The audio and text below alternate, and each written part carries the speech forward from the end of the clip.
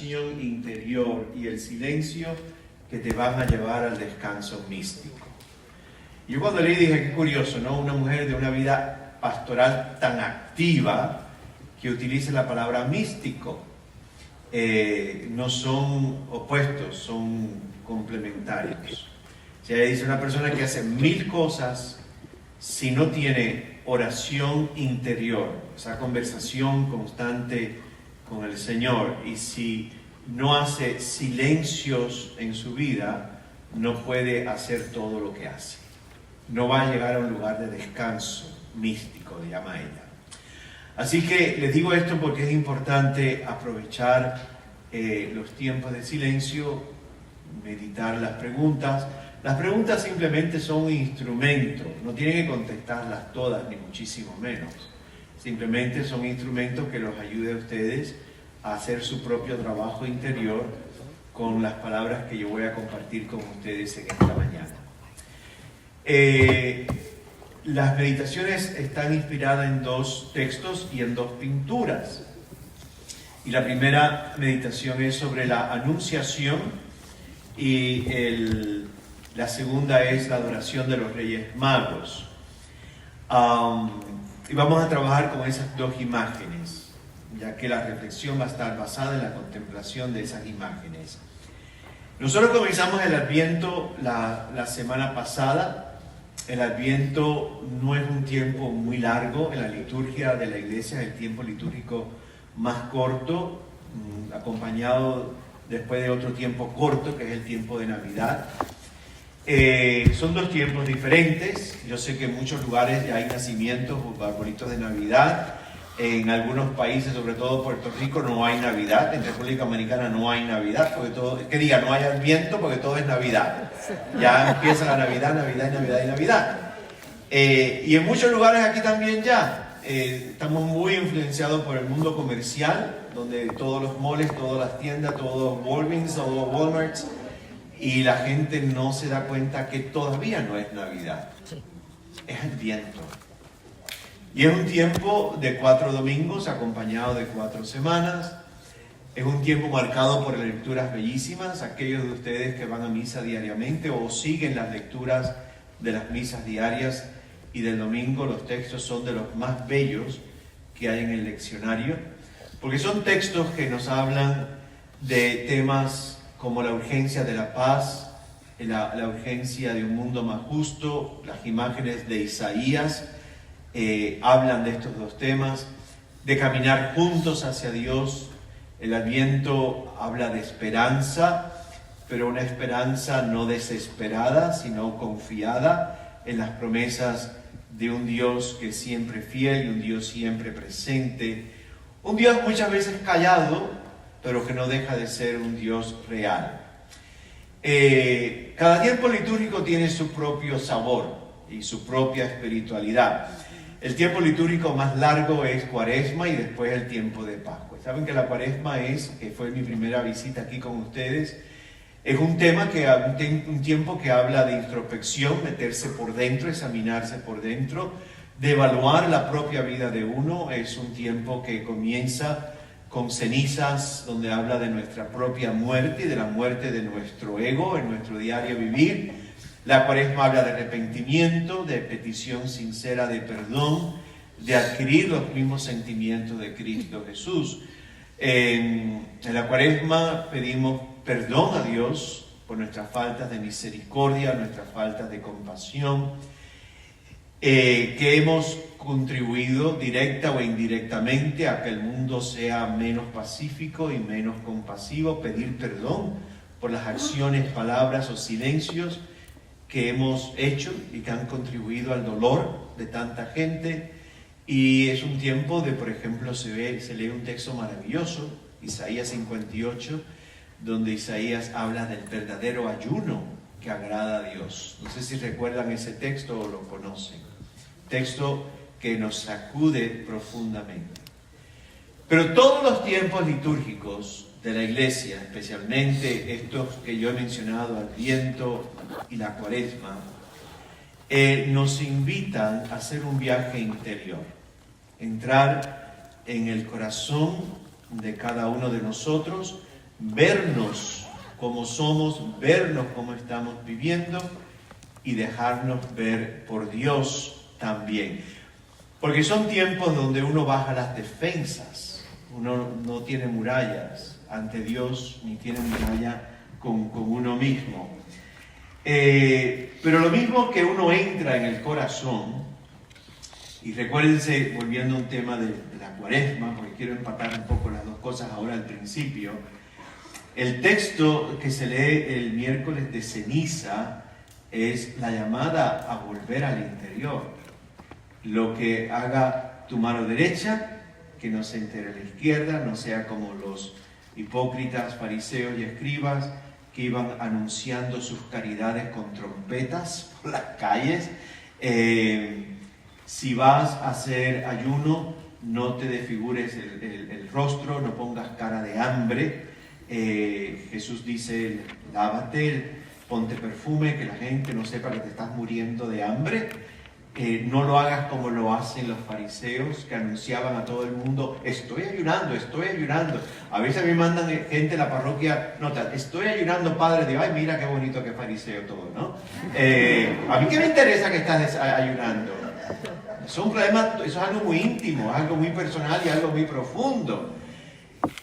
Y la tercera llamada de la Cuaresma, el miércoles de ceniza, es cuando ores, no hagas como los fariseos que se ponen en las esquinas, agrandan las filacterias, las cintas de piel que se ponen en el brazo izquierdo, que se ponen en la cabeza, no alargues los tassels, lo que cuelga, ¿cómo se llama?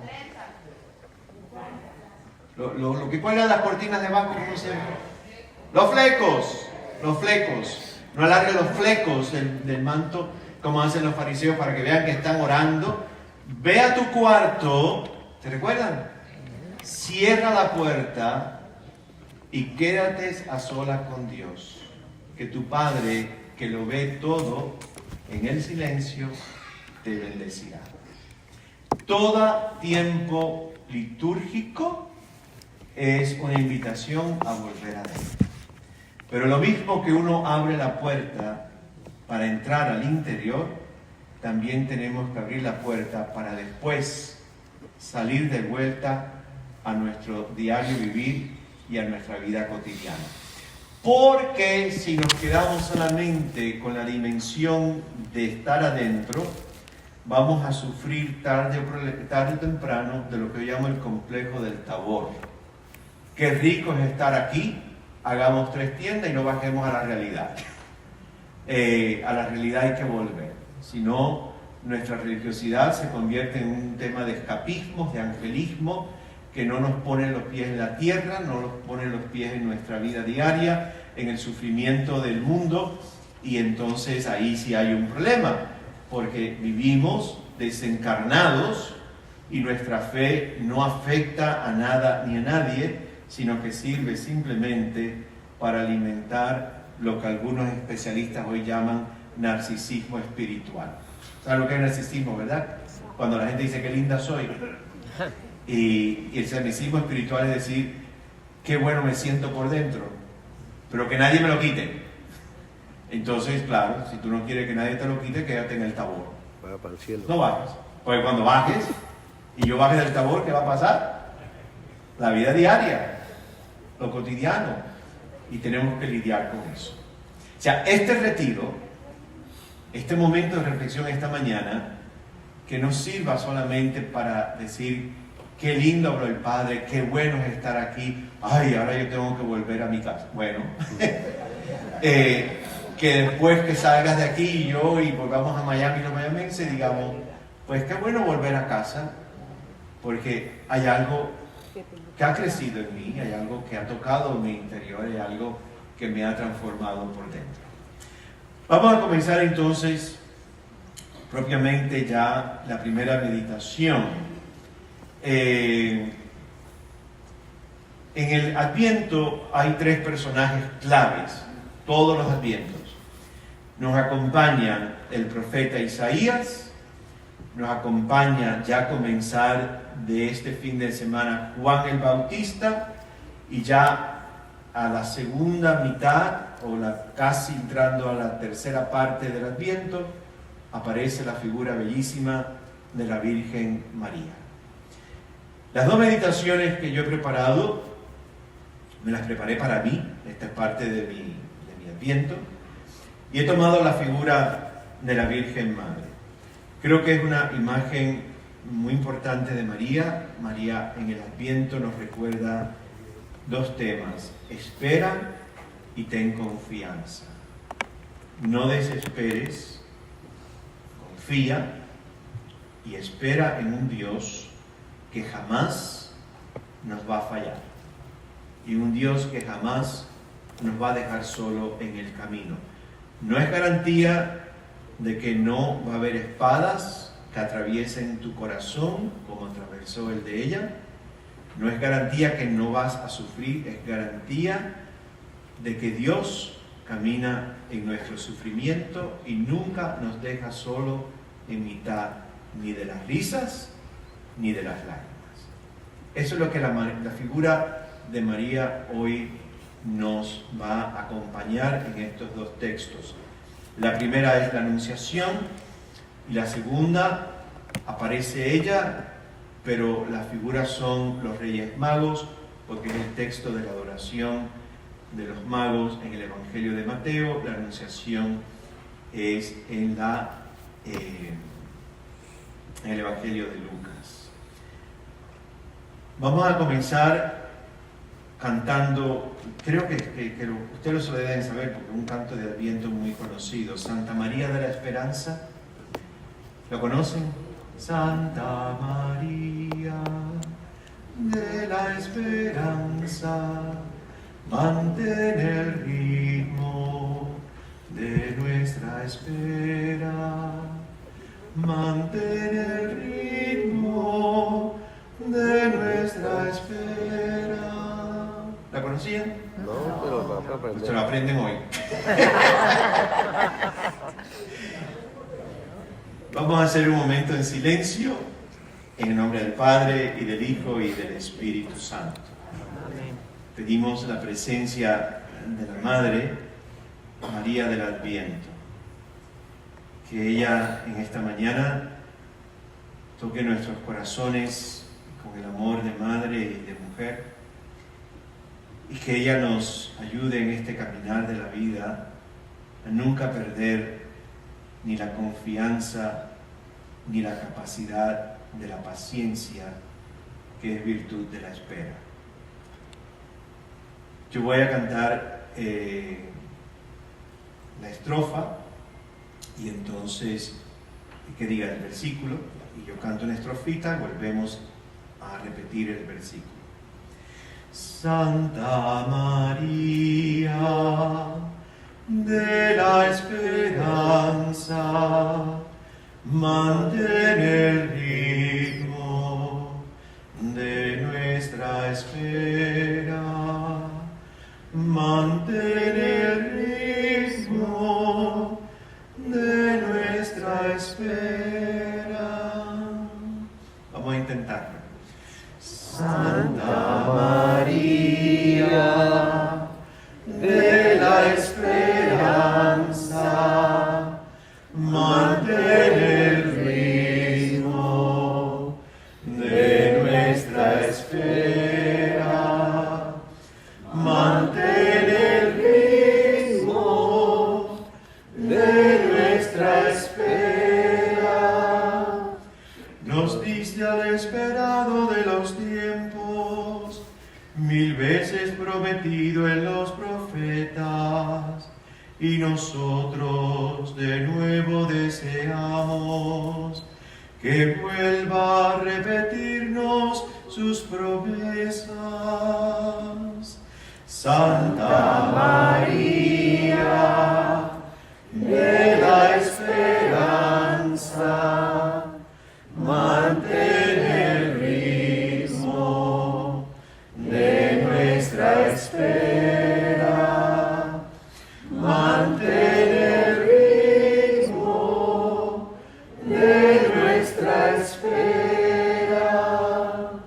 Brillaste como aurora del gran día, plantaba Dios tienda y nuestros suelos, y nosotros soñamos con su vuelta. Queremos la llegada de su reino. Santa María, de la esperanza, mantén el ritmo de nuestra espera. Mantén el ritmo de nuestra espera. Proyectamos ya, Ricardo, la primera imagen de la Anunciación.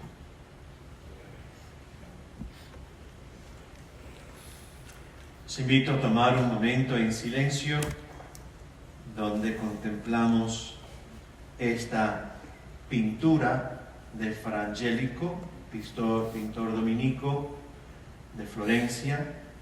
La pintó entre los años 1425 y 1426 en el convento de San Marcos de los dominicos en Florencia. En silencio contemplémosla unos momentos.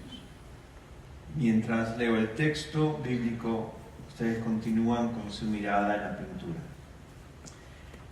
El 6º mes envió Dios el ángel Gabriel a una ciudad de Galilea llamada Nazaret, a una virgen prometida a un hombre llamado José de la familia de David. La virgen se llamaba María. Entró el ángel a donde estaba ella y le dijo: alégrate, llena de gracia, el Señor es contigo. Al oírlo ella quedó desconcertada y se preguntaba qué clase de saludo era aquel. El ángel le dijo: no temas, María, que gozas del favor de Dios. Mira, concebirás y darás a luz un hijo, a quien llamarás Jesús. Será grande, llevará el título del Altísimo. El Señor Dios le dará el trono de David su padre, para que reine sobre la casa de Jacob por siempre y su reino no tenga fin.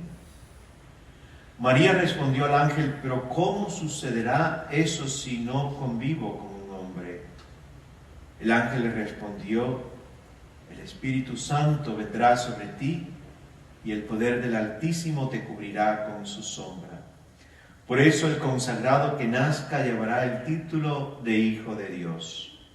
Mira, también tu pariente Isabel ha concebido en su vejez, la que se consideraba estéril, ya de 6 meses, pues nada es imposible para Dios.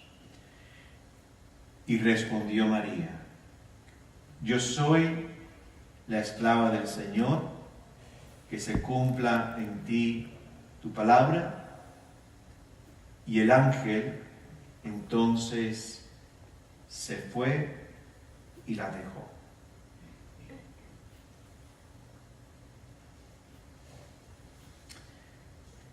Los colores son colores vibrantes, son colores muy variados, son colores muy vivos, y enseguida capta nuestros sentidos. Una de las primeras cosas que nos llama la atención son el traje rosado. Si lo ven después en sus computadoras con más detalle, es todo un brocado de oro. Abajo y en el pecho los colores de las alas del arcángel, y algo que nos capta enseguida la atención es el azul del manto de María. Es un momento muy íntimo, es un momento profundamente personal de la Virgen. Notamos el edificio. Ese edificio no se parece en nada a ninguna construcción de Nazaret de la época de Jesús del primer siglo. Esto es una construcción típica del siglo XV en Florencia. Fra Angelico quiere hacer algo muy intencional, colocando siempre sus imágenes religiosas en construcciones de la época, y concretamente esta de la Encarnación, donde Fra Angelico quiere recordarnos que Dios se encarna en nuestra realidad, en nuestro mundo, en nuestras vidas, en nuestras relaciones familiares, que Dios se encarna en el presente, que Dios es un eterno presente. Por lo tanto, no es solamente Dios que llega a María en el primer siglo, en una aldeíta del norte de Galilea. Dios llega en su siglo, en el siglo XV, en Florencia, y por lo tanto la construcción es una época moderna. Que Dios entra en tu casa, que Dios entra en tu carro, que Dios entra en tu parroquia, que Dios entra en tu trabajo. Por lo tanto, el contexto no es el contexto de hace 2000 años, sino que Dios se sigue haciendo presente y Dios sigue entrando en las realidades tuya y mía como son. Fra Angelico lo hace en su momento, en el siglo XV. Si Fra Angelico hubiese pintado la encarnación hoy, pues hubiese hecho la encarnación en un patio de una casa de Naples. ¿Se lo imagina? Eso es lo que está haciendo, pero en su época, en una casa del siglo XV en Florencia. Y ya por lo tanto, con esta idea de que Fra Angelico, a través de la pintura del lugar que escoge, arcos góticos de columnas romanas, nos está diciendo que nos tenemos que hacer una pregunta. Y una pregunta que ya el Espíritu nos hace en esta mañana al contemplar esta pintura del siglo XV es: ¿dónde yo me encuentro con Dios hoy? ¿En qué dimensión de mi vida yo le pido a Dios que entre? ¿En qué dimensión de mi vida Dios sale a mi encuentro y te dice salve, pon tu nombre después del saludo? Y te va a decir lo que le dijo a María: Dios quiere usarte, Dios quiere tus manos, Dios quiere tus ojos, tus pies, tu inteligencia, Dios quiere tu vida. Y tú le vas a decir igual que María: pero yo... Y te va a contestar lo mismo que contestó a María: el Espíritu te cubrirá, esto no es tu obra, es la obra de Dios. Ya hoy en la mañana, ya Dios se acerca a ti y a mí y nos hace esa pregunta, igual que le hizo María en Nazaret, representada en esta pintura de Fra Angelico del siglo XV, siglo XVI. Y por lo tanto es ya un momento donde Dios te pide a ti y a mí esta mañana: dame un espacio en tu vida, dame un espacio en tu realidad. Y donde nos pide hoy Dios en esta mañana, al contemplar por primera vez esta pintura, nos está diciendo: entrégame tu existencia, entrégame tu intelecto, entrégame tus sentimientos y déjame que yo sea tuyo y sé tú mío. Tomen un minutito en silencio, escucha esto que yo acabo de decir, contemplando esta imagen.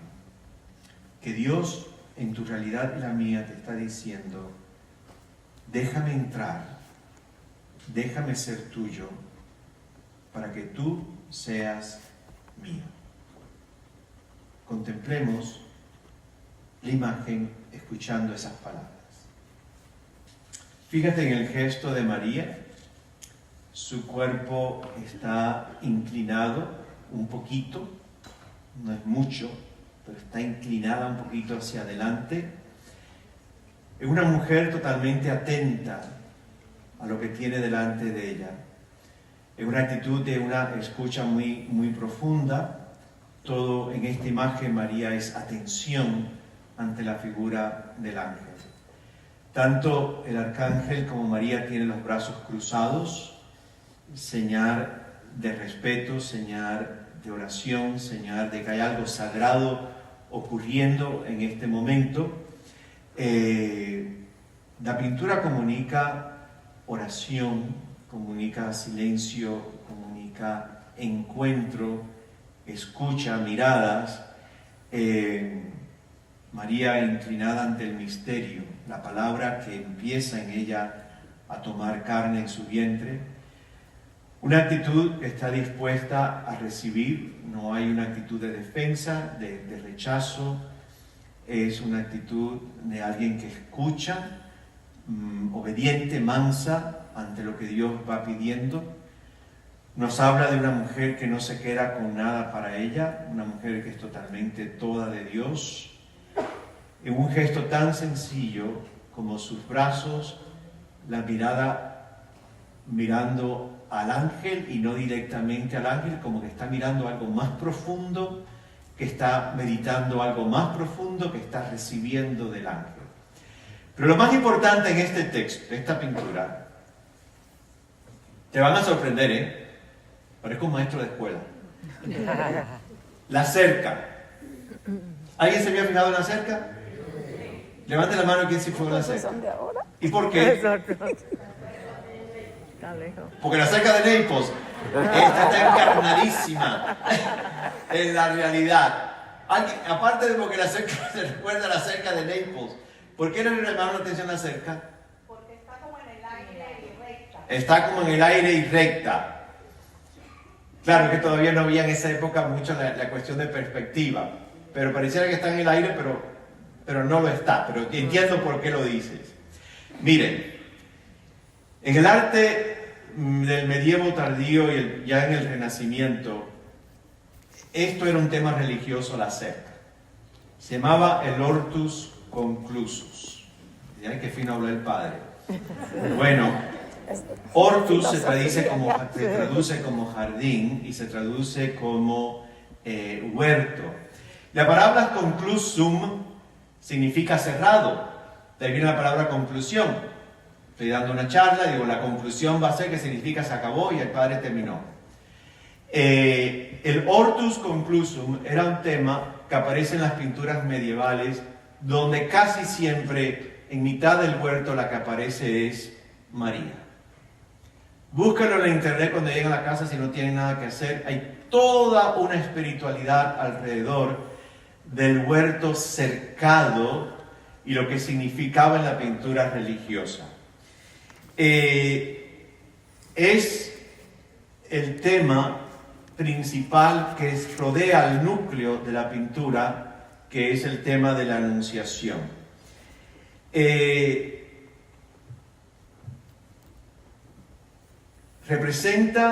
El Hortus Conclusum representa un espacio protegido, un espacio cercado. En él crece la vida, hay flores, hay plantas, en algunas pinturas incluso hay árboles frutales. Es un lugar único, es donde María aparece, como dije muchas veces, en el Hortus Conclusum. ¿Por qué? ¿Por qué este tema del Hortus Conclusum Frangélico lo utiliza? Pues que nos está diciendo algo de la Virgen. Nos está diciendo que María es el Hortus Conclusum de Dios. Que María es el huerto, el jardín fértil que pertenece única y exclusivamente a Dios. Que María es una mujer que aparece en este texto cubierta, en el Hortus aparece un techo a veces, es una mujer protegida, es una mujer rodeada, es una mujer rodeada totalmente por Dios. A María se le conoce en la mariología medieval como la nueva Eva. Y la Eva original, la Eva del Génesis, ¿saben lo que significa Eva, verdad? Mujer. Es la palabra más básica hebrea para mujer, es Eva, no es un nombre propio, es un nombre mujer. La primera mujer aparece ¿dónde? En el jardín del Edén, que lo conocemos como el paraíso. María, en la espiritualidad medieval, aparece como la nueva Eva. La primera Eva, la primera mujer, nació sin pecado. Y Adán es creado sin pecado. Espero que sepan eso, ¿no? Por lo tanto, Eva y Adán eran ¿qué? Inmaculados. Y ejercitaron una cosa que se llama libertad. y al ejercitar su libertad mal ejercitada, decidieron ser como Dios. Recuerden que la tentación es, si comen del árbol del bien y el mal, serán como Dios. Por lo tanto, la primera Eva y el primer Adán, que significa hombre, que nacieron sin pecado, por un mal uso de la libertad de querer ser como Dios y no criatura, pierden su estado de gracia. ¿Me siguen? Sí. En el Frangélico, María aparece como la segunda o nueva Eva, aquella que aparece en un hortus conclusum, un jardín, un Edén, y es la nueva Eva que ahora nos va a dar el nuevo árbol de la vida, que es ¿quién? Jesús. ¿Ven qué belleza? María aparece ya como la nueva Eva. Y San Pablo, va a llamar a Jesús el nuevo Adán. Aquel que restaura el origen de la gracia original del primer paraíso, que el primer hombre y la primera mujer, por no querer ser criaturas, sino ser creadores, perdieron el estado original de gracia y nos salaron la vida al resto de la humanidad. ¿A partir de qué momento?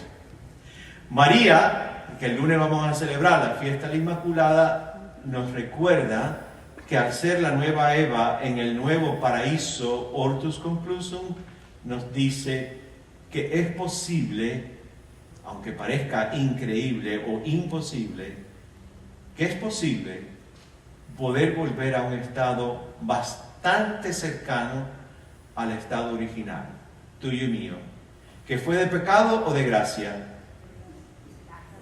De gracia. Recuerden que la gracia existía antes del pecado. Eso se nos olvida todo el tiempo, porque a ti y a mí nos martillan en la cabeza, nacimos con el pecado original. Pero fuimos creados en estado original de pecado o en estado de gracia. Gracias. Ajá. Y María es el ícono de esa maravilla. Que tú y yo, en el fondo, aunque nacimos ya machacados, en el fondo somos criaturas buenas. Nunca se olviden de eso. Tu peor enemigo y mi peor enemigo, y tengo unos cuantos,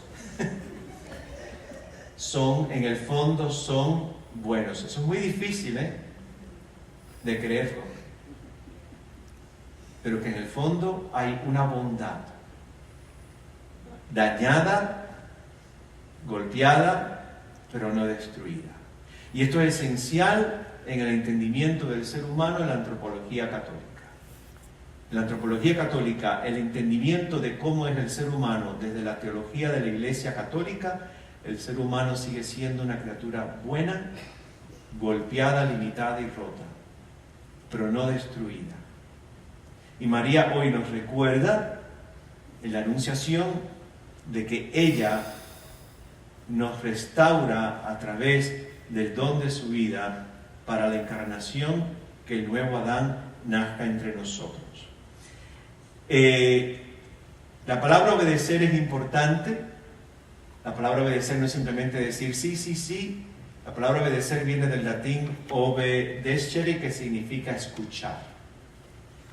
Obedecer es ser capaz de escuchar la voz de Dios, qué es lo que me está pidiendo. En el hortus conclusum no hay alimañas, no hay culebras, para algunos estarán muy feliz con eso, no hay ningún animal venenoso, no hay ningún animal que pueda destruir.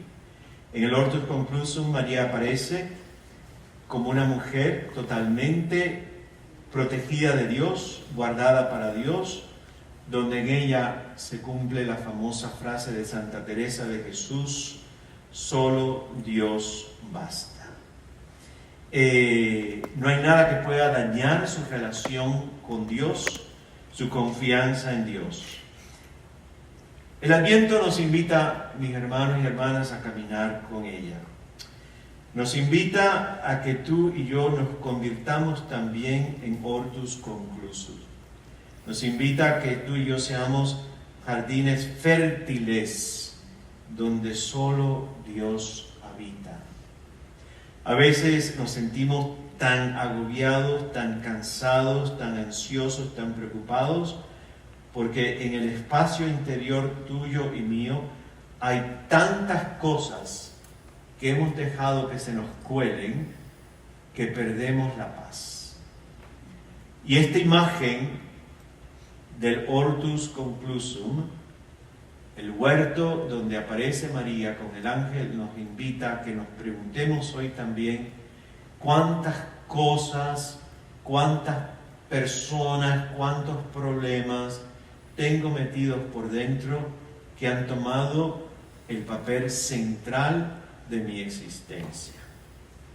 Y que de alguna forma tengo que empezar a limpiar y sacar para que ti y en mí, como la imagen de María, solamente Dios sea el que reine. Y todo lo demás esté alrededor. No es negar, no es sublimar, no es ignorar todas las realidades que llevamos por dentro, pero nos tenemos que preguntar cuánto espacio le hemos dado en nuestro Hortus Conclusum, que es tu corazón y el mío. ¿Me siguen? El Adviento es un tiempo para limpiar un poco la casa, para limpiar un poco la hierba mala del jardín que nosotros mismos hemos permitido que naciera en nuestro interior. No es para encerrarnos en nosotros mismos, lo dije desde el principio, sino es solamente para dejar que Dios entre. Y cuando Dios entra, entra todo. No, solo Dios basta. Entra todo en el momento que Dios entra. Entra con paz. Dios nunca entra con violencia. Dios entra fuerte, real, pero con paz. Y lo único que pide Dios en tu vida y en la mía, igual que se la pidió a María de Nazaret, es que abramos una rendija en la puerta para que Dios pueda entrar. Y entonces empezamos a experimentar el Hortus Conclusum, el jardín cercado, donde comenzamos a vivir ya una experiencia paradisíaca. Dios en mí, yo en Dios y todo lo demás alrededor. El camino para acá veníamos hablando de 20,000 cosas y un momento yo dije, mi hermana me pregunta cada rato, ¿tú no coges luchas por nada? Esto es un ejercicio, eso se crece, eso se cultiva. Yo le dije un día, no, lo que tengo que lidiar, lidio con él, me enfoco en ese momento, pero no puedo lidiar con 100 cosas al mismo tiempo. Y por eso parece que porque no coges lucha, porque siempre estás luchando con ¿cuál? Con una. Cuando termines con una, vas a la otra. Pero nosotros parecemos gladiadores en la arena del Coliseo, con 50 leones alrededor. Pues fájate con uno. Los otros les wait online. Esperen ahí, como la bakery, cojan un Publix, cojan el papelito, pónganse en cola. Si seguimos peleando con los 50 leones al mismo tiempo, olvídense del Hortus Conclusum, Ahí no hay cerca, ahí no hay nada, ahí entraron todos los leones y se colaron en el huerto. Y el huerto es una imagen de tu corazón, es una imagen de tu interior y del mío. Por lo tanto, en el Adviento, y termino con esto, tenemos que hacer silencio, gente, porque Dios es silencio. Dios es una experiencia profunda interior, donde poco a poco todos los volúmenes van bajando y solamente queda tú y Dios, imagen de intimidad, imagen de cercanía, imagen de amistad, imagen de calma y de sosiego. El Señor es mi pastor, nada me falta, aunque camine por caminos oscuros, nada temo, tu vara y tu cayado me sosiegan. Adviento es para eso. Pero si no dejamos un espacio interior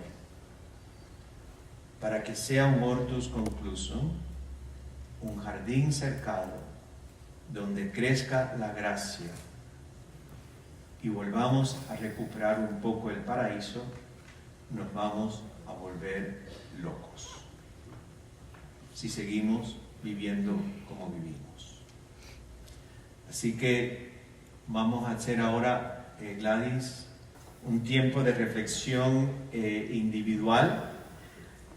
Yo los invito, si van a salir, no hablen. Si van al baño, no hablen. Si van a tomar café, no hablen. Regresen, tomen su café y vuelvan, o se toman su café en la mesa, y aprovechar estos próximos 30 minutos para reflexionar. ¿Las preguntas se les han dado ya? Las están repartiendo. ¿Ok? Las preguntas les va a ayudar bastante a reflexionar de una forma más personal, más íntima. Pueden escribir lo que quieran. No tienen que contestar todas, como dije, simplemente un instrumento que los ayude a ustedes a trabajar este material.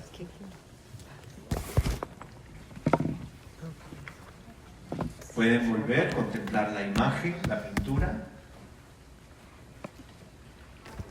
mirar las preguntas contemplando la pintura y dejándole al Señor y al Hijo que les hable. No es solamente vivir encerrados en el interior, sino también la mirada hacia la realidad externa. En la pintura uno puede ver lo que hay detrás de la cerca. La persona dentro del hortus conclusum no la puede ver y por eso Frangélico pone una ventana en lo que hubiese sido una celda monástica.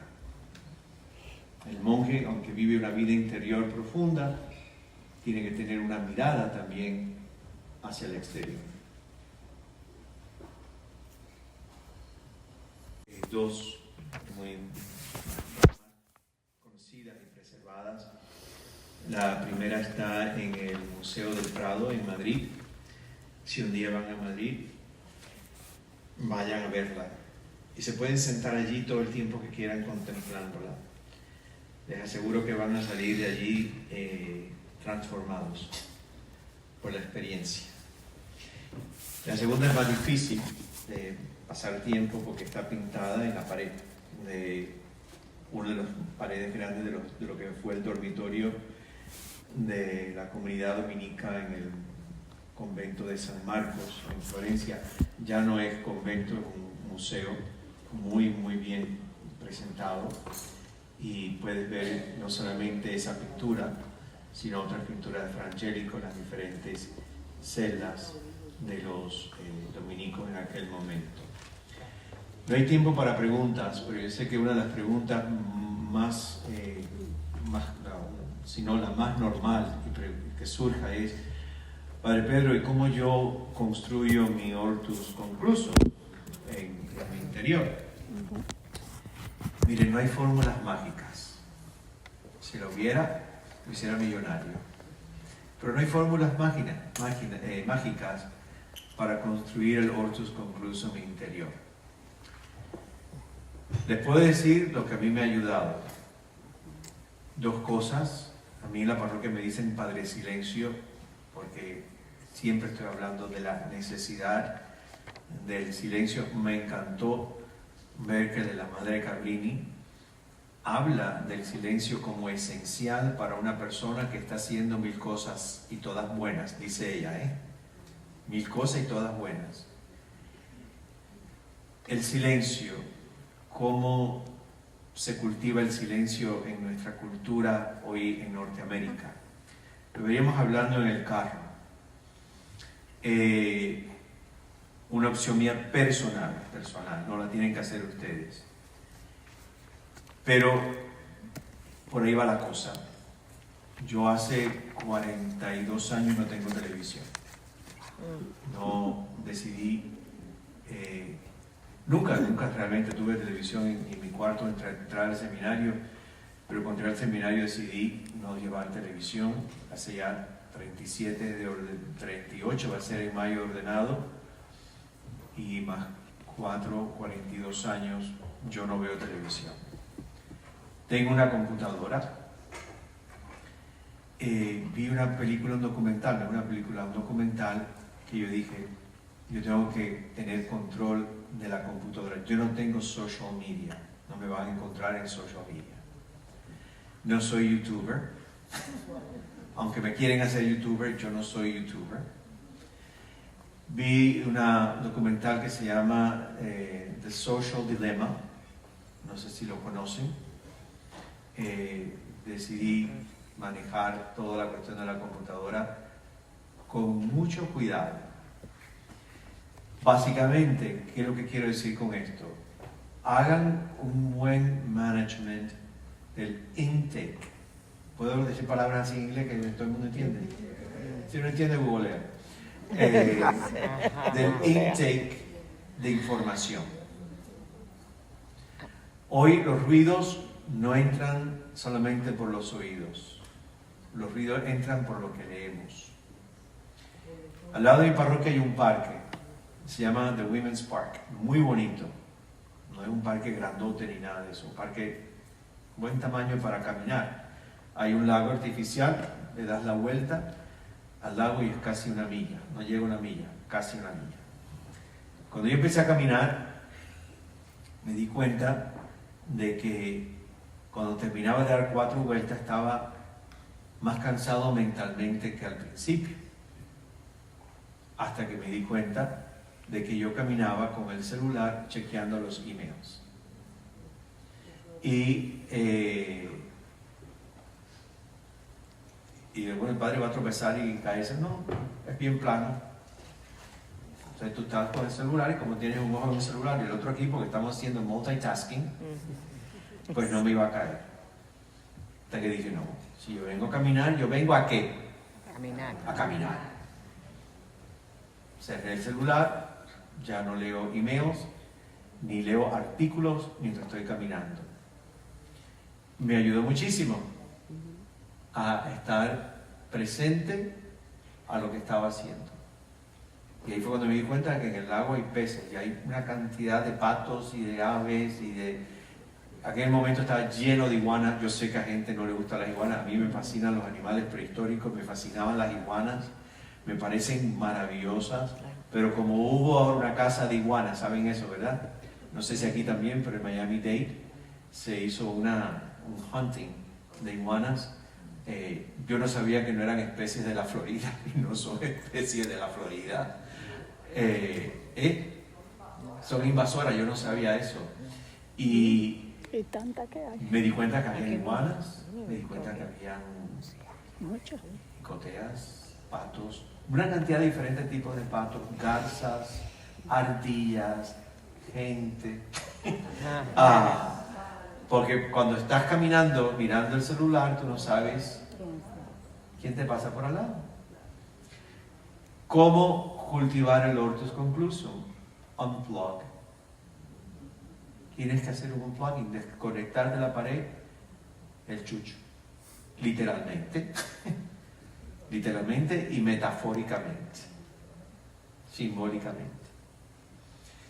No podemos crecer espiritualmente si estamos el día entero bombardeados de información, TikToks, posting, respondiendo, comentando. Hagan la prueba.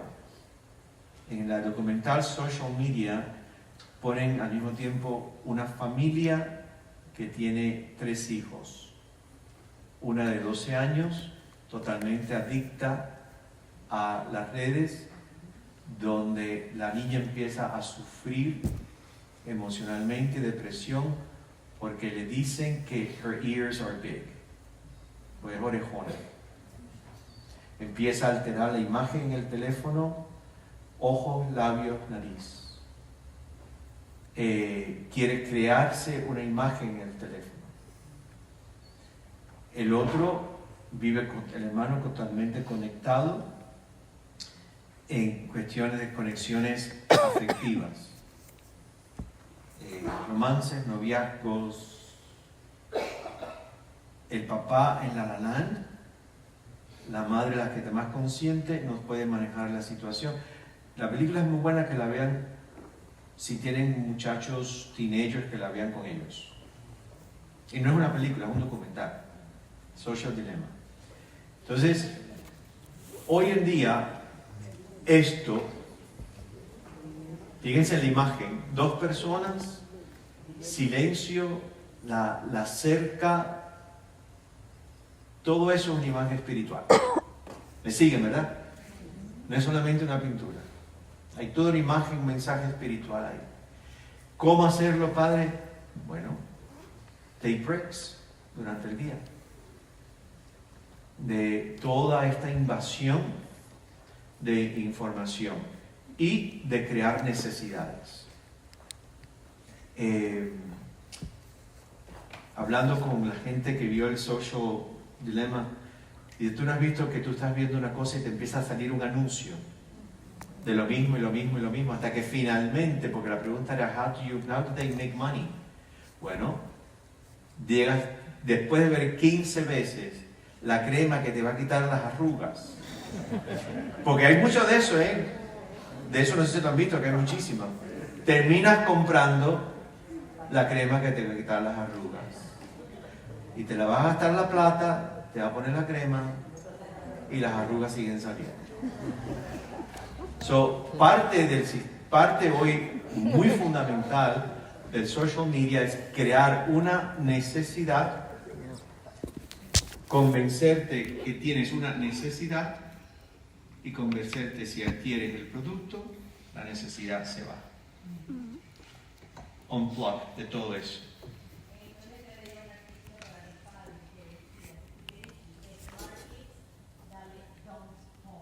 Yes.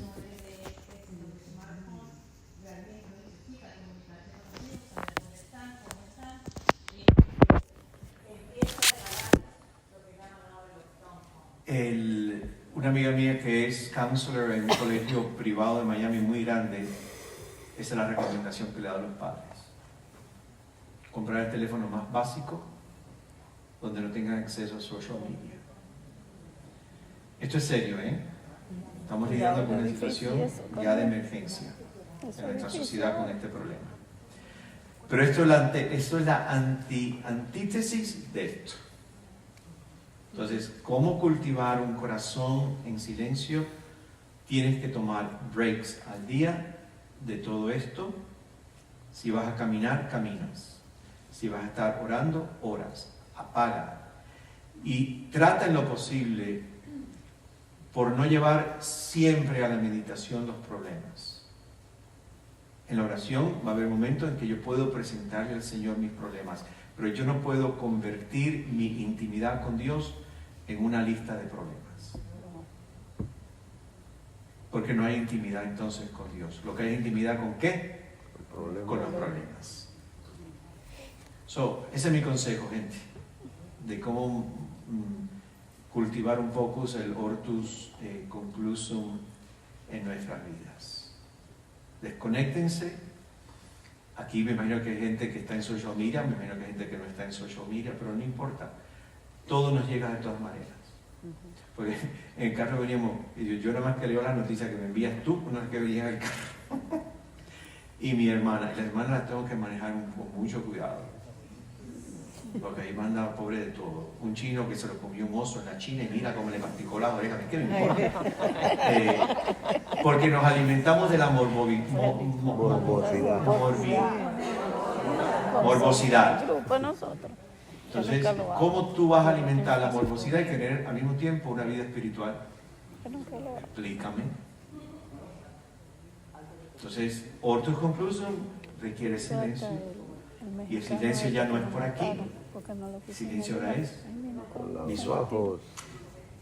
Entramos en la segunda meditación.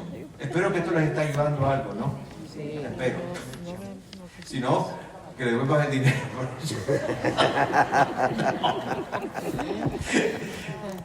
Como dicen los americanos, I want my money back.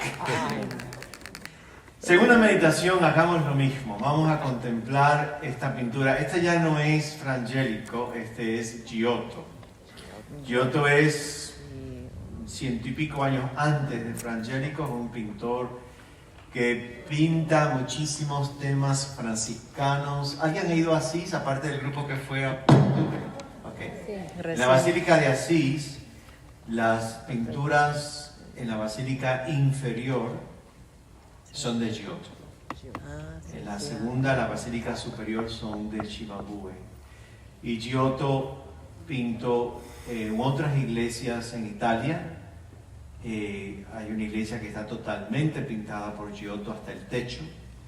Y esta es una de las pinturas, la adoración de los Reyes Magos. Contemplemos la pintura un momento en silencio. Y mientras contemplamos la pintura, escuchamos el texto de San Mateo. Jesús nació en Belén de Judea en tiempos del rey Herodes. Por entonces sucedió que unos magos de Oriente se presentaron en Jerusalén preguntando: ¿dónde está el rey de los judíos que acaba de nacer? Vimos su estrella en el oriente y venimos a adorarle. Al oírlo, el rey Herodes comenzó a temblar, y lo mismo que él toda Jerusalén. Entonces, reuniendo a todos los sumos sacerdotes y letrados del pueblo, les preguntó qué lugar debía nacer el Mesías, y le contestaron: en Belén de Judea, como está escrito por el profeta. Tú, Belén, en territorio de Judá, no eres ni mucho menos la última de las poblaciones de Judá, pues de ti saldrá un líder, el pastor de mi pueblo Israel. Entonces Herodes, llamando en secreto a los magos, les preguntó el tiempo exacto en que había aparecido la estrella. Después los envió a Belén con este encargo: averigüen con precisión lo referente al niño, y cuando lo encuentren avísenme para que yo también vaya a adorarle. Y habiendo escuchado el encargo del rey, se fueron. De pronto, la estrella que habían visto en oriente avanzó delante de ellos hasta detenerse sobre el lugar donde estaba el niño. Al ver la estrella se llenaron de una inmensa alegría. Entraron en la casa, vieron al niño con su madre María y postrándose lo adoraron. Abrieron sus tesoros y le ofrecieron como regalos oro, incienso y mirra. Después, advertidos por un sueño de que no volvieran a casa de Herodes, regresaron a su tierra por otro camino. Un momento de silencio para seguir contemplando la pintación. 3 detalles. ¿Ven lo que hay arriba del techito? ¿Parece una estrella? No. ¿Qué parece? Un meteoro. Un cometa. Un cometa. Porque la estrella se movía. Las estrellas no se mueven. ¿Qué se mueven? Tierra. Los cometas. Por lo tanto, hoy se consideran de que lo que vieron fueron realmente un cometa. Y esto es en el siglo XIII. Eso no es de ahora. La pintura. Segundo, hay 3 imágenes que representan los reyes. Ya para el siglo XIII, la comunidad cristiana los consideraba hombres santos. ¿Cómo sabemos que son hombres santos? Tienen halo. Y eran paganos. ¿Ja? ¿Paganos? Santos. Curioso, ¿verdad? Y hay 3 regalos. El cuerno, que lleva el incienso, la copa que lleva la mirra. Hay uno ya adorando al niño. ¿Dónde está el regalo del oro? En el ángel. ¿Lo vieron? El de blanco en la mano sostiene como un cofrecito. Ahí está el oro. La imagen es bellísima, ¿eh? ¿Les gusta? Sí. Es cara. Muy cara. Hacer una copia. Ya no me gusta. ¿Cuántos países hay aquí de origen de ustedes que el niño Dios no trae el regalo sino los Reyes Magos? Levanten la mano, que básicamente son Cuba, Puerto Rico, México. España, Santo Domingo lo traen, No, los Reyes. Los demás son el niño Dios. no, el niño Los primero y después que los nacimos en reyes el son dos. Caribe, el Día de los Reyes es más importante que Navidad. Lo vivíamos. En el campo. ¿Aquí hay algún puertorriqueño? Santo Domingo. Sí. Ah, miren, sabía. Los reyes en Puerto Rico son más importantes que Dios. Los 3 Reyes Magos. Exacto. La caravana que sale de Juana Díaz y sube hasta la casa del gobernador. ¿Recuerdas eso, verdad? En Puerto Rico hay una tradición de arte religioso que se llaman santos, que son figuras de madera, rústicas, pintados. La figura que más se repite en los santos, este arte religioso típico puertorriqueño, son los reyes. Los reyes son algo que despierta en nosotros al niño, la niña vivo en nosotros. Hablan de regalos, hablan de sorpresas, hablan de los animales, los colores, el misterio. Hay algo que el mundo de los Reyes Magos es fascinante. ¿Quiénes fueron? Pues miren, gente, hay muy pocos detalles históricos, hay muy pocos detalles sobre ellos. Sabemos que vinieron del oriente, o sea, Israel, Judá, es la costa del Mediterráneo que se abre hacia Grecia y hacia el norte de África. Todo lo que está más para allá, India, China, Nepal, todos estos países que conocemos hoy, eso es el oriente. O sea, vienen bien de para allá, a donde posiblemente tú y yo nunca vayamos. Es del mundo de que estos 3 personajes aparecen. Por lo tanto, no son judíos, no conocen la revelación de Abraham, no conocen la revelación a Moisés, no conocen la Torá, no conocen los profetas, no conocen los salmos, no son del pueblo judío. Son gentiles paganos que ya en el siglo XIV habían sido santificados por la piedad popular. No son, obviamente no son cristianos, todavía el cristianismo ni existía. La palabra magos viene del griego magos.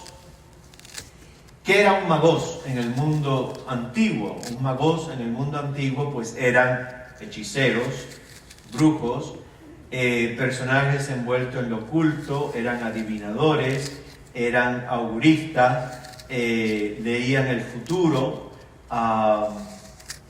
Eso existe en todas partes todavía, vayan a Miami para que vean.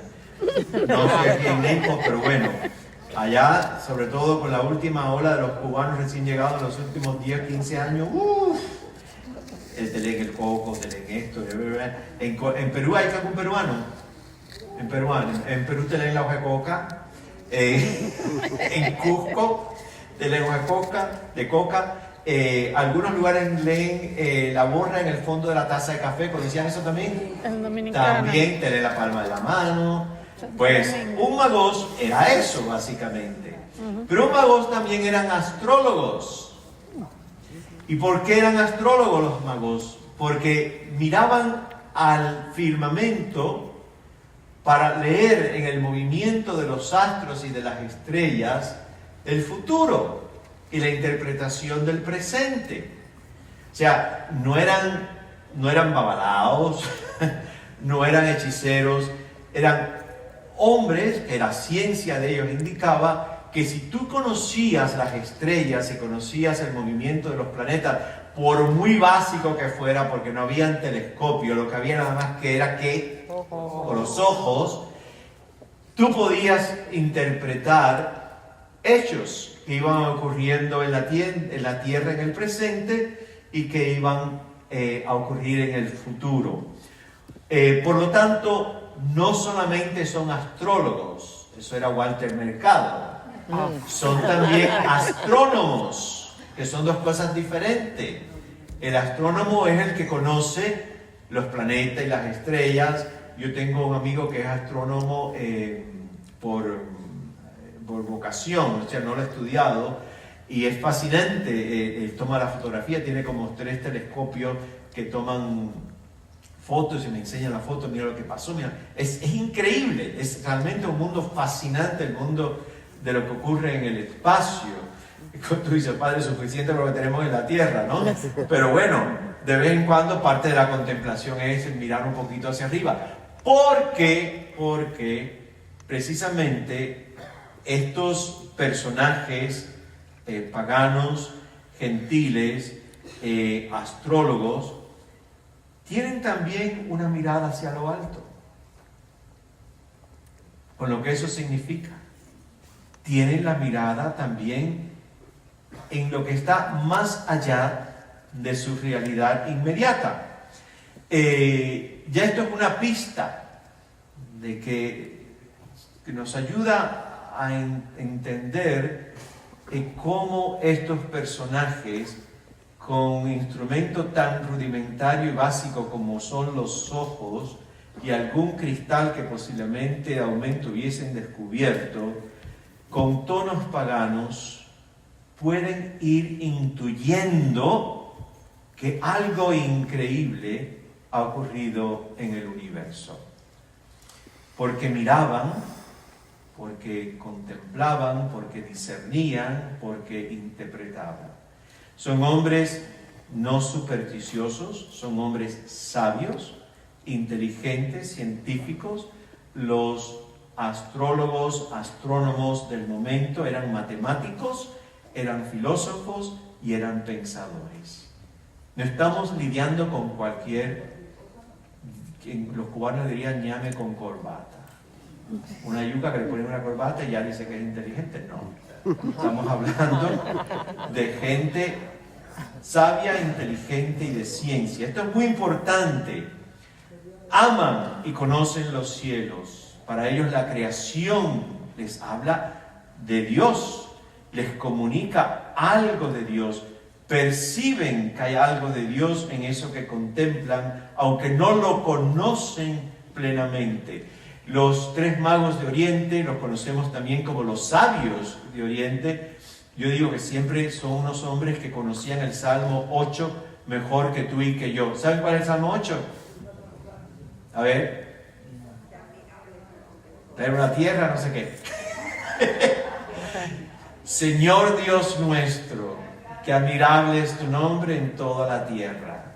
Has creado el cielo y las estrellas, los animales del campo, los peces del mar. Y al ser humano lo creaste un poco inferior a los ángeles, manadas de toros y bueyes que alaban. ¿Qué es el ser humano? Para que te acuerdes de él.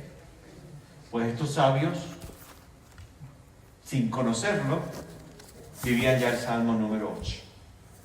Por tener la mirada en los cielos estrellados del oriente.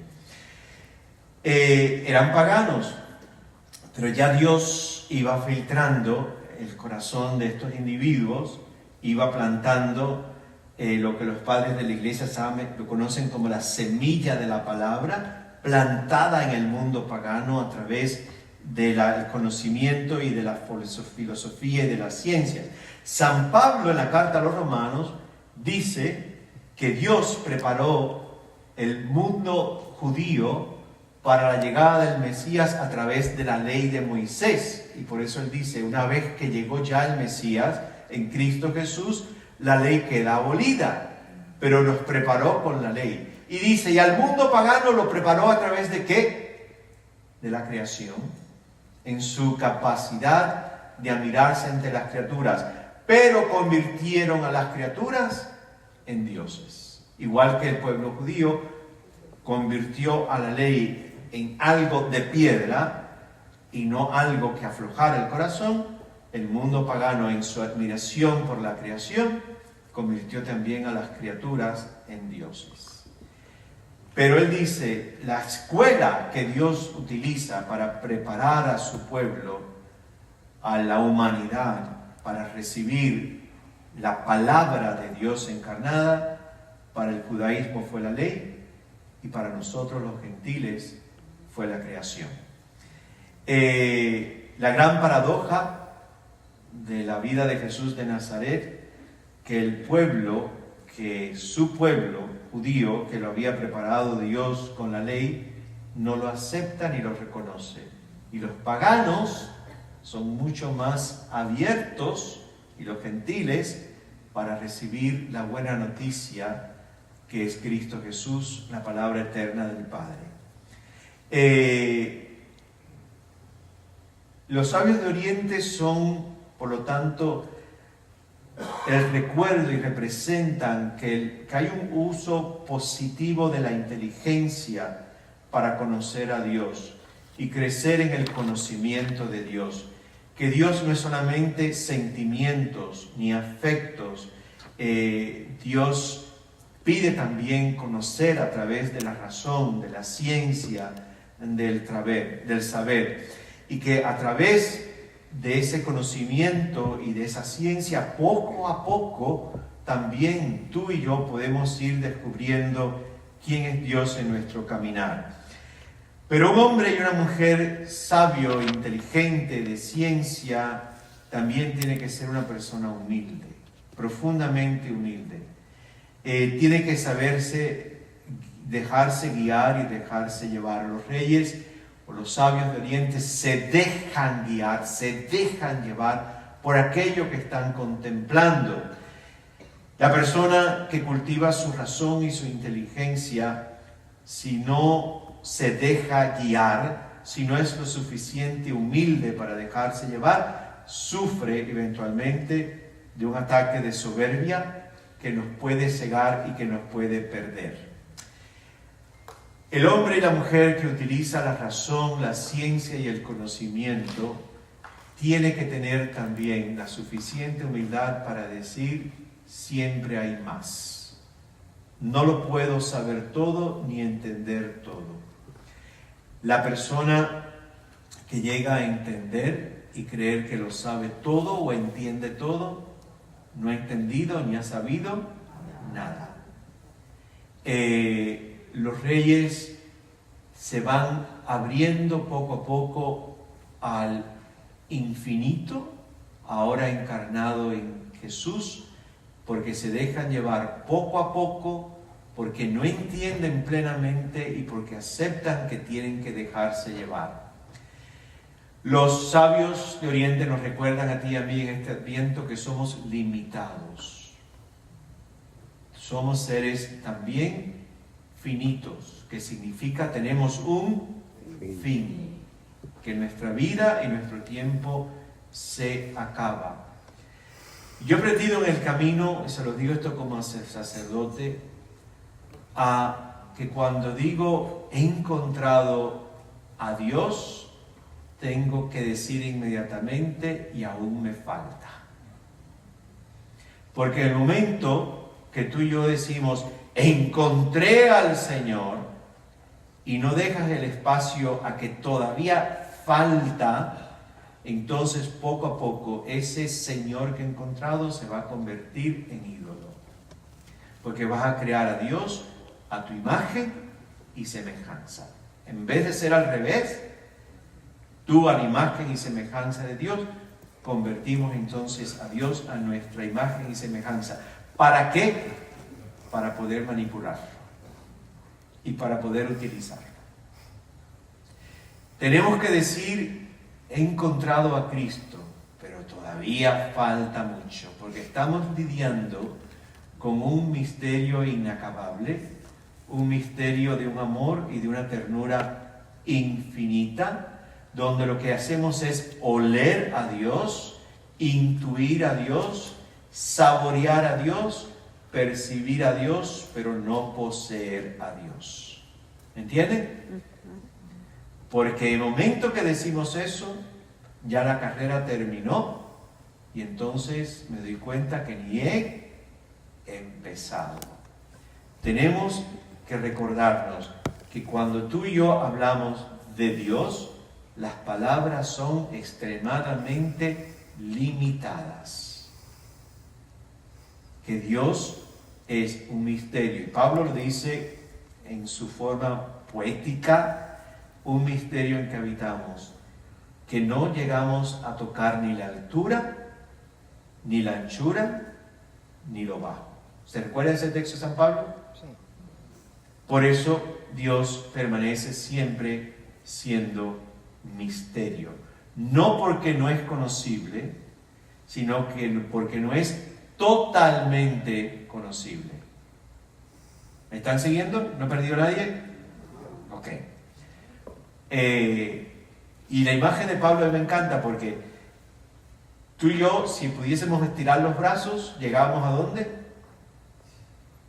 A esa pared y a esa pared. Si podemos estirar los brazos, llegábamos al techo.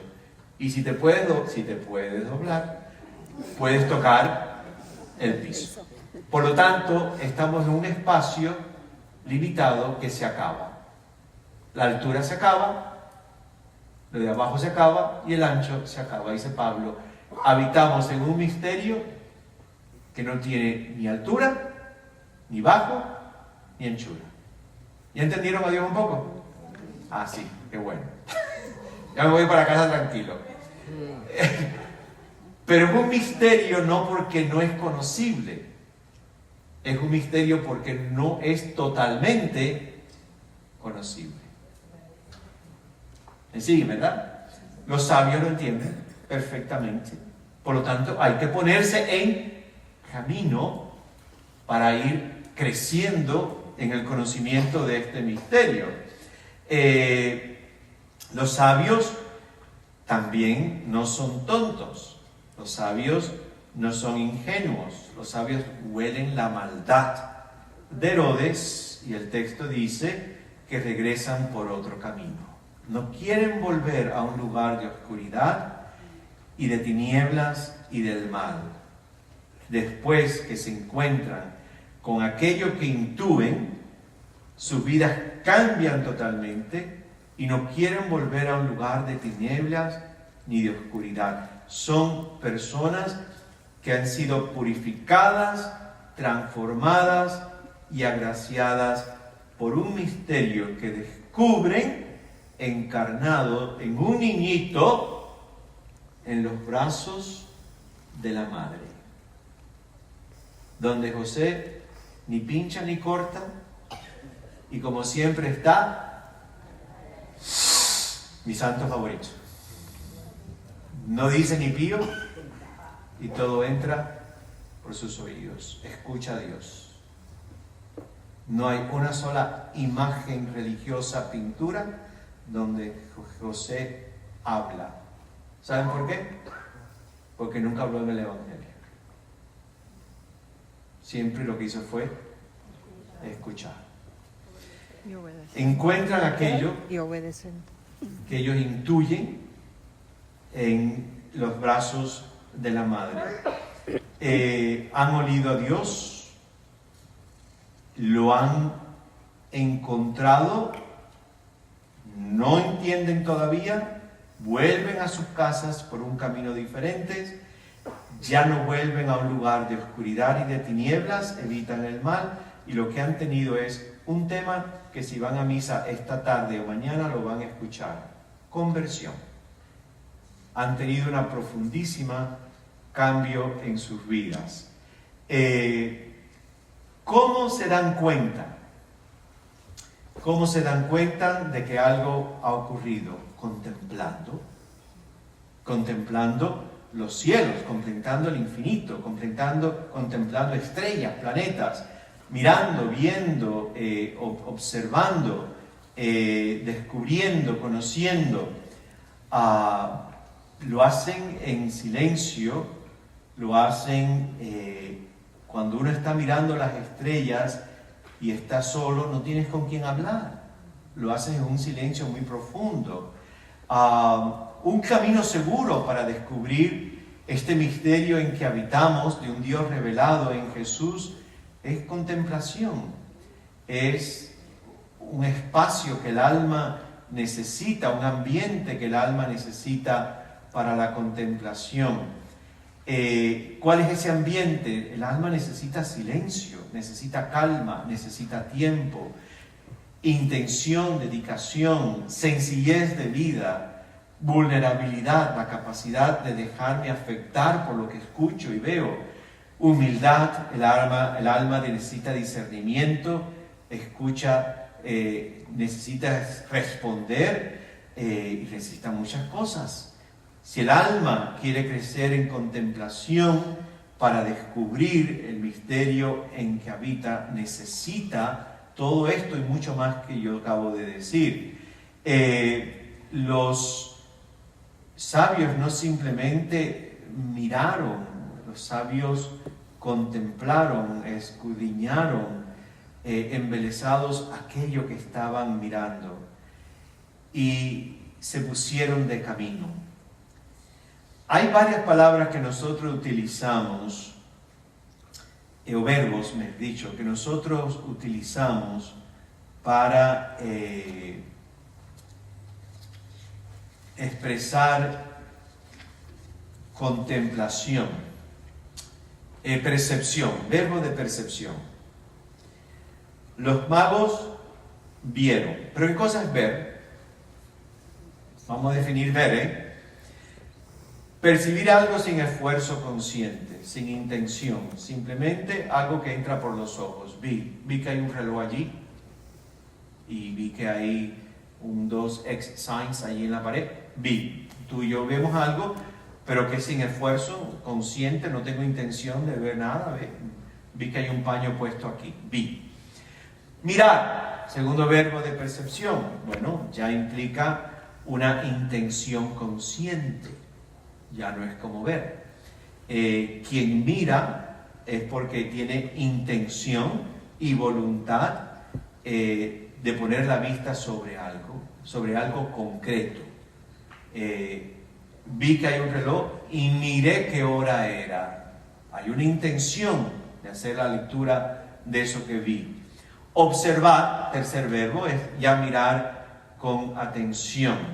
Es analizar lo que se ve, es prestar atención a los detalles con un propósito, es analizar, es aprender, es comprender, es estudiar.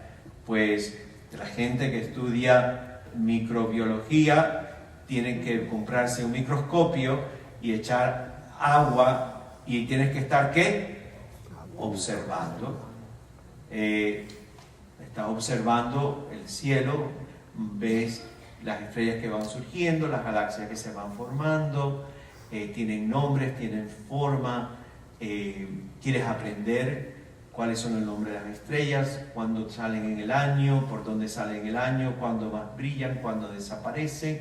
Eso requiere ver, mirar y observar. Pero hay dos verbos de percepción un poquito diferentes. El primero es notar. Notar es mucho más que una percepción visual. Notar es captar algo que no se ha dicho o que no está totalmente evidente. Por ejemplo, noté que te sentías mal.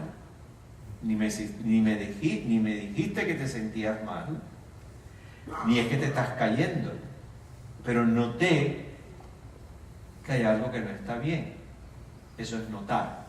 Notar es captar algo que no se ha dicho con la boca y que todavía no está muy claramente evidente, pero notas que hay algo. ¿Cuántas veces tú y yo llegamos a una reunión y dices, yo noté que aquí la cosa no está bien? Y no puedes decir lo que es. Simplemente tu interior notas. Y la segunda es darse cuenta. Percepción, ya cuando llega a su mayor finura, es cuando me doy cuenta. Es parecido a notar, pero implica una toma de conciencia más clara. Hay una sorpresa, hay una revelación en eso que me doy cuenta, que a lo mejor estaba ahí antes, pero antes no me había dado cuenta. Los Reyes Magos vieron, miraron, observaron, notaron y se dieron cuenta. Porque la frase que le dicen a Herodes es: hemos visto su estrella, la que ellos dicen que es de un nuevo rey judío. No saben quién es, no saben dónde está, intuyen, pero todo eso ocurre porque finalmente se dieron cuenta.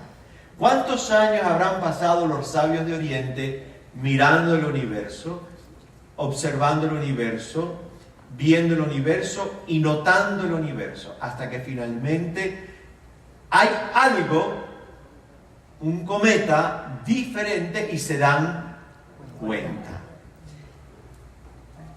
¿Te has dado tu cuenta de cómo Dios está en tu vida? Una cosa es notar, otra cosa es ver, otra cosa es mirar. ¿Te has dado cuenta?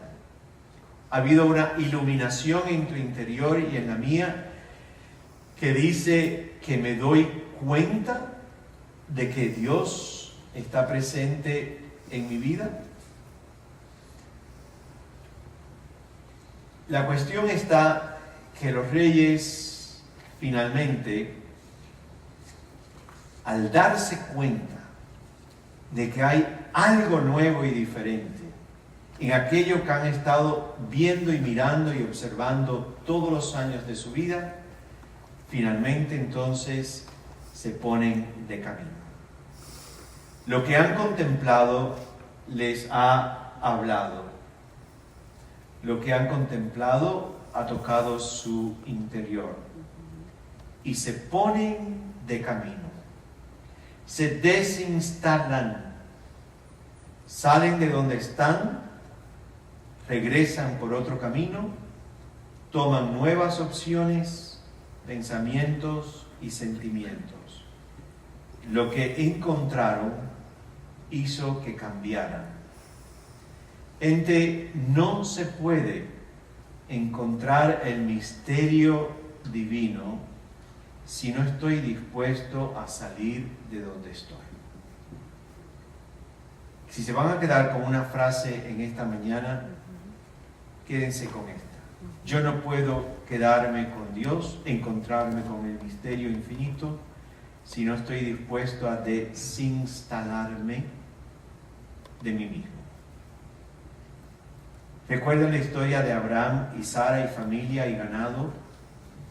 Tuvieron que salir de Ur porque Abraham intuye que hay un Dios diferente. Abraham no era judío, el judaísmo no existía en el Génesis.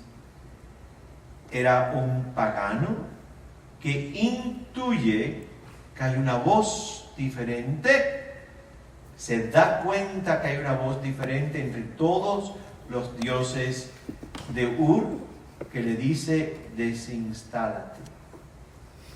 Y empieza a caminar un camino que no has caminado antes, donde no hay un GPS, no hay mapa, y yo te llevaré a un lugar y te haré más fecundo que las estrellas del cielo y las arenas del mar. Y Abraham recogió las maletas, le dijo a Sara: vamos, mijita, llévate a la chivita, a la cabrita, al fulanito y al menganito, y ahí vamos. Y la pobre Sara le habrá dicho: ¿y a dónde? No hay día. ¿Tú hubieses seguido a tu marido si te dice: vamos, pero no sé para dónde voy? O el marido habrá seguido a la mujer que le diga: vamos, y no sé para dónde voy. Pues gente, esto es toda una metáfora fundamental de la vida espiritual. Yo no puedo encontrarme con el misterio si no estoy dispuesto a cambiar. Si no estoy dispuesta a salir del mundo en que habito. No estoy diciendo que de Naples te mueras para Tennessee. Es todo un viaje interior, gente. Esto es un viaje interior. Me tengo que desinstalar de mi mundo interior para yo dejar a Dios ser Dios y que Dios sea el que me guíe. Los sabios, con todo lo que podían saber de su época, con sus recursos, astronomía, matemáticas, filosofía, son lo suficientemente humildes para salir del oriente y empezar a caminar simplemente inspirados por un cometa que saben que es totalmente diferente, porque se dieron cuenta. Hagamos un momento en silencio. Veamos cómo los personajes bíblicos nunca Dios les habla claro. A Moisés, al pobrecito Moisés, la zarza ardiendo, nunca le dio detalles. ¿Qué nombre tienes? Soy el que soy. Pero es que todos los dioses tenían un nombre. Y el Dios que Moisés va descubriendo no tiene nombre. Es. Nosotros no podemos lidiar con eso, porque tú y yo somos totalmente concretos. Dame facts. Y Dios se manifiesta como fuego que no se autoconsume y no tiene nombre. Es. Dios, el pueblo israelita en el desierto, no lo ve. De día es columna de polvo y de noche es columna de fuego. Eso es todo lo que puede ver. A María no le dan muchas explicaciones. El poder del Altísimo te cubrirá por su nombre y tendrás un hijo y le pondrás por nombre Jesús. Ya. ¿Cómo me va? Tú y yo hubiésemos dicho, pero ¿cómo me va a cubrir? ¿Y qué va a pasar? Y si, no, pero los hombres igual. Lo que lo hacemos diferente. Igual. ¿Cuánto voy a ganar? ¿Qué me van a dar? Y saben, en ese texto que leímos esta mañana de la Anunciación, la frase que a mí me sacude, ¿saben cuál es? Y el ángel se fue. Busquen un texto en el Evangelio donde el ángel haya vuelto y preguntado, oye María, ¿cómo va la cosa? No tiene WhatsApp. El ángel no volvió. No volvió. Queda la botada. Acuérdense que yo tengo oído tísico. Yo no veo, pero yo oigo. Pero sí, la dejó botada. En el autobús, el viaje, la gente, yo oía todo lo que se hablaba en el último asiento. Porque los oídos míos, gracias a Dios, son como, está muy bueno. Aquella dijo, lo dejó botada. Sí, la dejó botada. ¿Cuántas veces Dios te ha dejado botado y tú dices, ¿y ahora? ¿De qué vivimos? De la fe. De la memoria de la fe. La memoria de la fe. Porque si me recogió una vez, me vuelve a recoger. Pero salir de tu mundo interior y desinstalarse implica de que yo no voy a tener todas las respuestas todo el tiempo. Podemos correr todos los retiros del mundo, podemos ir a todos los santuarios del mundo y vamos a seguir viviendo en el misterio, en esta realidad que se me escapa de las manos y que solamente puedo entregarme y confiar. No hay una historia de llamada de Dios a alguien en las Escrituras donde Dios le dio todo un plano de cómo iban a ser los pasos y los detalles. Esa es la psicología masculina. Como somos constructores, número 1, lo cumplo. Número 2, good luck con esto. Porque Dios no funciona así. No es la forma de Dios. Tomemos un momento en silencio. Arte, una pregunta me la hago yo. En estos momentos de mi vida, ¿dónde estoy? interiormente dónde estoy.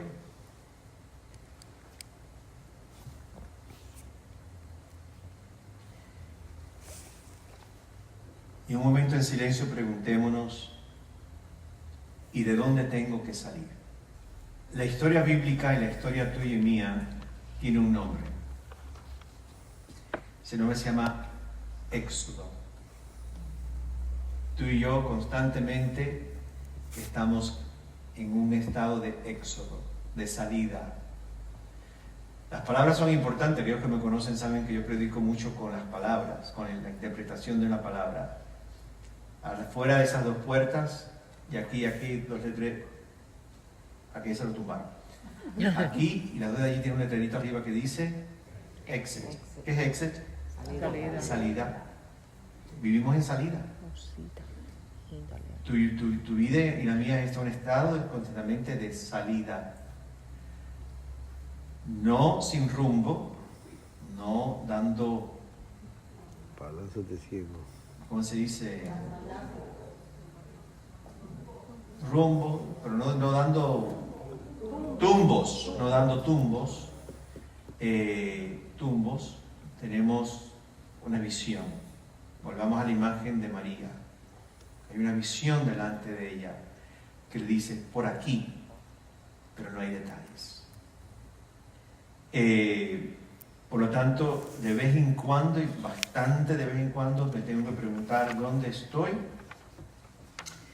y a dónde tengo que salir. Y Dios siempre te va a invitar al éxodo, siempre. Abraham tuvo el suyo, Israel tuvo el suyo, Cristo Jesús tuvo el suyo. La palabra eterna sale del corazón eterno del Padre y camina con su pueblo, la humanidad, como éxodo. Nunca se habían pensado en eso. Cristo Jesús es un éxodo, siempre en salida. Finalmente, vamos ya cerrando por tus conclusiones. Cuando llegan finalmente a donde el cometa para, llegan a una casa. Y siempre el pesebre está representado con un techito, ¿verdad? Hay un techito, hay una casita. La casa siempre representa el lugar a donde pertenezco. Piensa, quizá una meditación buena en este Adviento es, ¿qué es casa para ti? What's home for you? ¿Qué es el hogar para ti? ¿Dónde perteneces? Ellos llegan a una casa, dice el texto, a un lugar donde pertenecen. Y hacen dos cosas. Está representada por el primer mago a los pies de Jesús. ¿Qué está haciendo? Adorando. Adorar es el movimiento interior tuyo y mío de todos nuestros afectos y de todos nuestros pensamientos, la inteligencia que se elevan a Dios como una ofrenda ante alguien que reconozco que es mayor que yo. La persona a los pies de Jesús es un hombre adulto, un hombre ya de edad, un hombre que sabemos que es de ciencias, que es astrólogo, que es astrónomo, que es matemático, y se inclina y adora una criatura. Hay el reconocimiento que delante de mí siempre hay algo mayor que yo mismo. Segundo, la adoración lleva a estos tres hombres a una autodonación. Cuando tú y yo adoramos el misterio que reconocemos como algo mucho mayor y trascendente a mi propia mortalidad, porque estamos ante aquello que no tiene fin, entonces hay una respuesta interior tuya y mía de autodonarme, darme a eso que percibo como misterio infinito de amor y de gracia. Y esa autodonación está representada en los tres famosos regalos. Oro, que lo sostiene el ángel en las manos, en la cajita. ¿Y qué cosa es el oro? Bueno, esto tiene 20.000 interpretaciones. Yo le voy a dar la de este año, porque el año que viene, si doy lo mismo, le digo totalmente algo diferente. Porque el oro representa la entrega de lo mejor.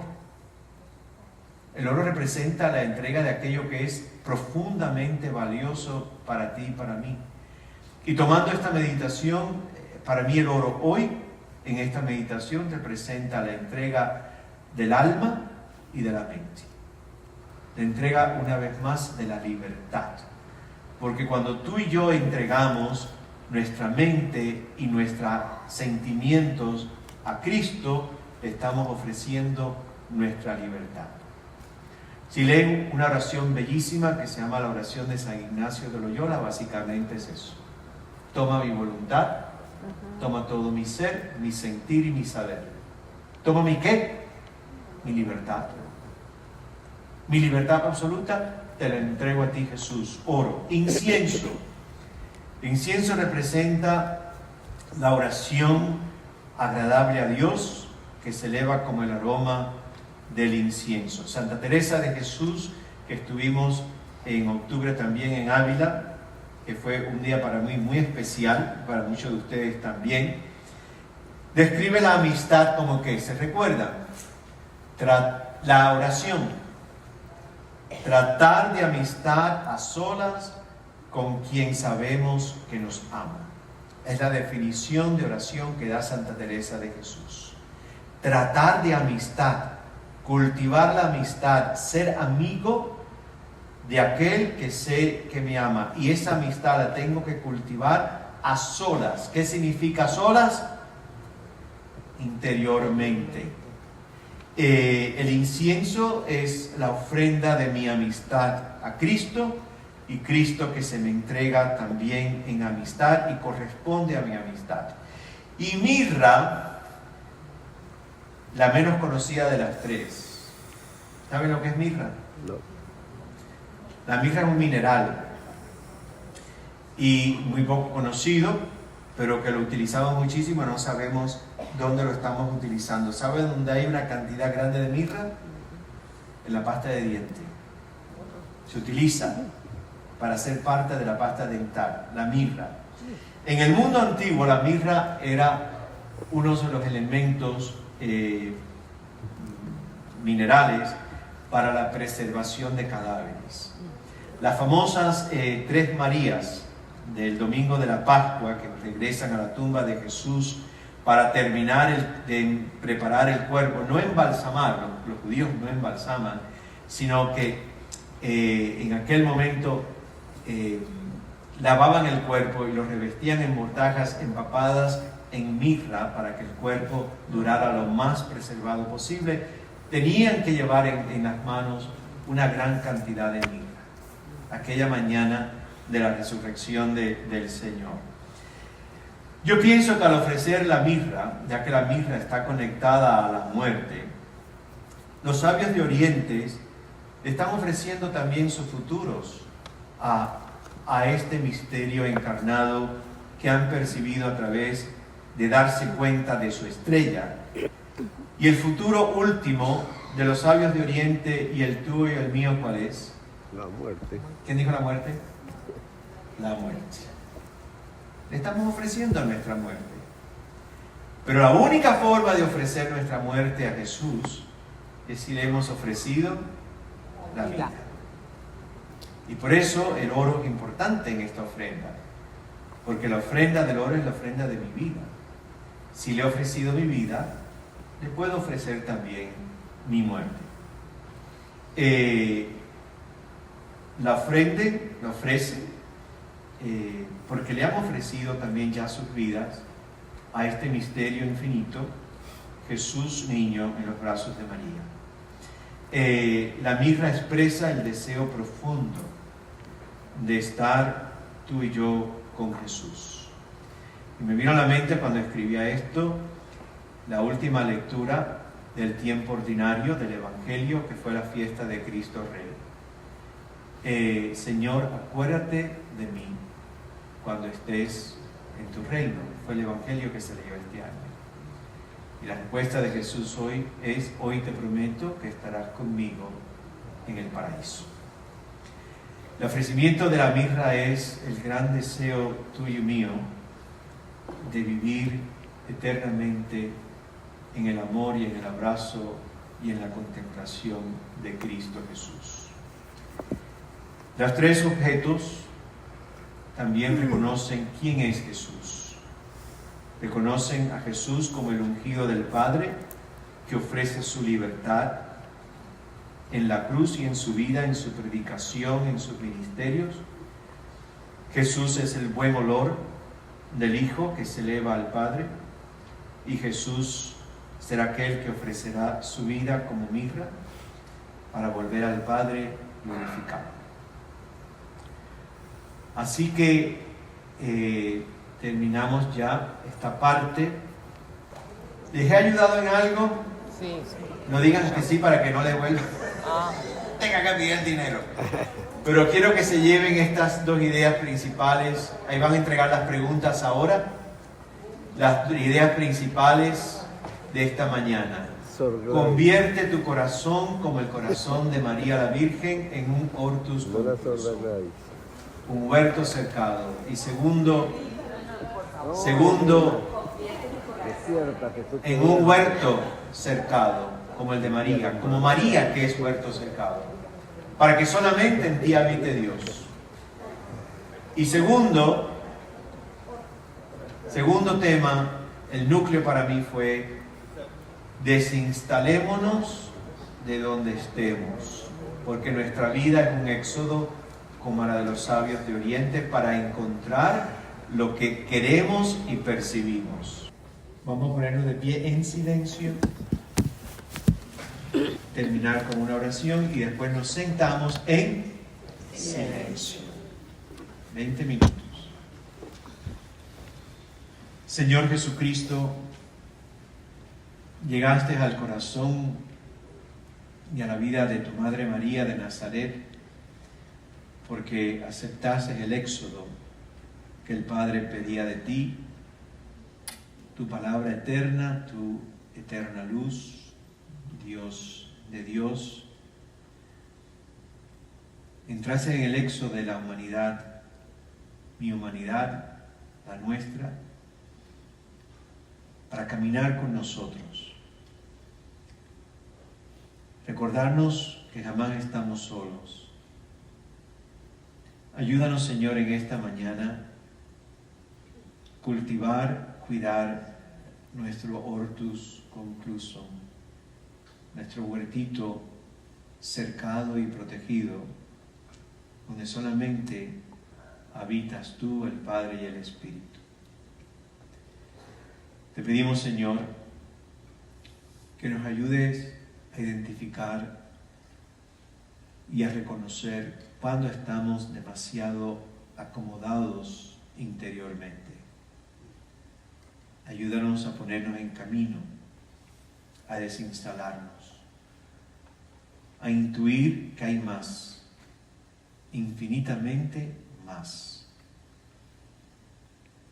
Ayúdanos, Señor, a reconocer también el mal en el camino, aquellas alimañas que pueden entrar en el huerto y quitarnos la alegría y quitarnos la paz.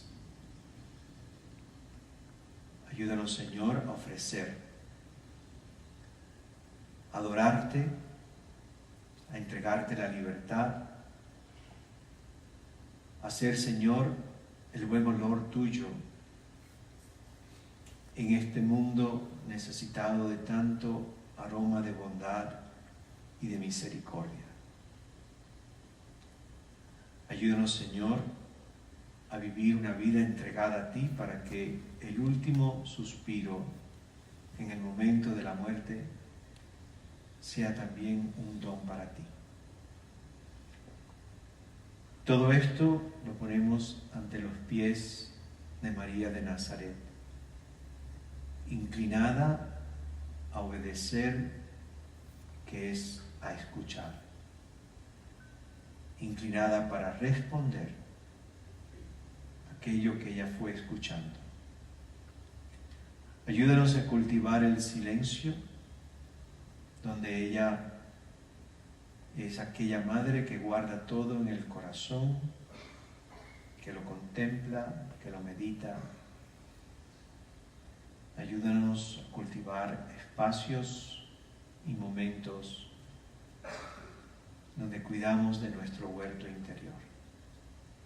Que ella, María de Nazaret, como madre, nos cuide y nos bendiga en este Adviento, para que la Navidad sea un tiempo de verdadero gozo, de verdadera alegría y verdadera paz. Donde tú, Señor, vuelves a nacer en cada uno de nosotros. Tú que vives y reinas por los siglos de los siglos. Amén.